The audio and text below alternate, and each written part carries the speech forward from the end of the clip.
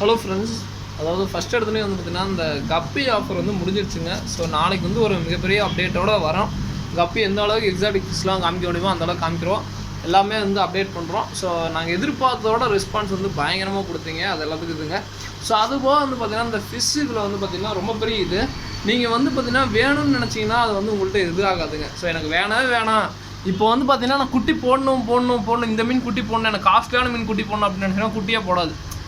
மௌலி இப்போ பாருங்கள், எனக்கு குட்டியே வேணான்னு நினைக்கிறேன். ஏன்னா குட்டி பாருங்கள் கடையில் போட்டுக்கிட்டே இருக்குது, நானும் டெய்லி எடுத்துக்கிட்டே இருக்கேன், எனக்கு குட்டி போட்டுக்கிட்டே இருக்குது. இது வந்து பார்த்திங்கன்னா சிம்பிள் விஷயம் தான்டா, இது என்னடா பெரிய விஷயம், மௌலி குட்டி போடுறது காமன் தானே அப்படின்னா.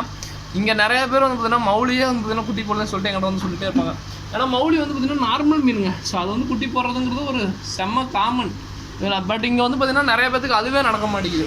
ஸோ அது வந்து வெறும் ஒரு ஈஸியான ஒரு இதுதாங்க. ஸோ ரொம்ப பெரிய விஷயம் இல்லை. ஸோ அதுக்கப்புறம் வந்து பார்த்திங்கன்னா அதே மாதிரி ப்ரோ இது மாதிரி மீனை நான் வந்து பார்த்திங்கன்னா ஈஸியாக பார்த்துக்கலாமா ப்ரோ, கஷ்டமாக இருக்குது ப்ரோ மீன் வளர்க்குறது. ஸோ அப்படின்னு சொல்லிட்டு நிறையா பேர் வந்து பார்த்திங்கன்னா இதாக இருக்கும். இன்னொருத்தருக்கு வந்து பார்த்திங்கன்னா ப்ரோ இந்த டேங்க்லாம் கழுவிட்டு அதெல்லாம் கஷ்டமாக தானே இருக்கும் அப்படின்னு சொல்லிட்டு அதுக்கே வந்து பார்த்திங்கன்னா நிறையா பேர் மீன் வளர்க்க மாட்டாங்க.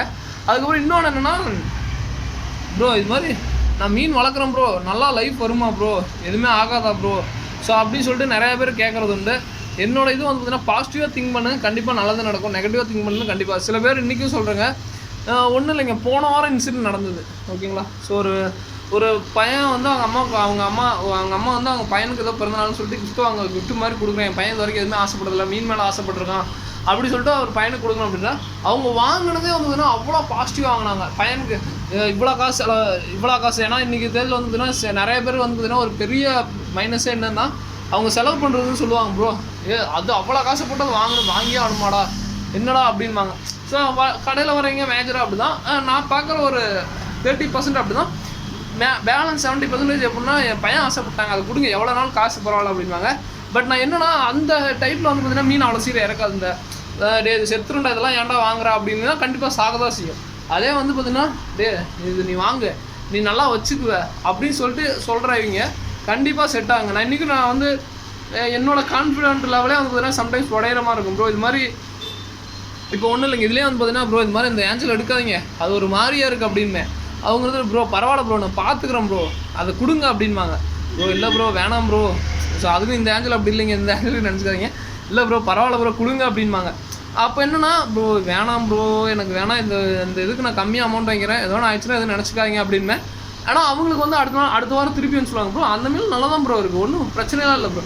அப்போ என்னன்னா நம்ம பாயிண்ட்லேயே வந்து நம்ம தப்பாக நினைக்கிறோம் ஓகேங்களா. ஸோ அவங்க வந்து பார்த்திங்கன்னா கான்ஃபிடென்ட் லெவலில் நீங்கள் பாசிட்டிவாக நினச்சிங்கன்னா ஃபிஷ்ஷும் அதே சமயம் ஆப்போசிட்டில் ரிஃப்ளெக்ட் ஆகுங்க. இது மாதிரி நம்மளை நல்லா பார்த்துக்கிறாங்க, நம்ம நல்லா இருக்கணும். எப்பயுமே வந்து பார்த்திங்கன்னா அடிக்கடி வீட்டில் சொல்கிறது அப்படி உடம்பு சரியில்லைன்னு சொல்லிட்டே இருக்காத, நல்லா இருக்குது உடம்பு நல்லா இருக்குன்னு சொல்லு அப்படின்பாங்க. அது எதுக்குன்னா பாசிட்டிவாக திங்க் பண்ணும்போது கண்டிப்பாக பாசிட்டிவாக நடக்கும் ஓகேங்களா.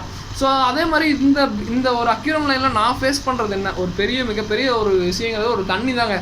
மேஜர் ப்ராப்ளம் இதுதான். இன்றைக்கி நான் ரீசெண்டாக எனக்கு ஒரு 1 மந்த் இருக்குன்னு நினைக்கிறேன் என்கிட்ட வாங்கினீங்க இந்த ஃபிஷ்ஷு, அதாவது டெட்ராலே வந்து பார்த்திங்கன்னா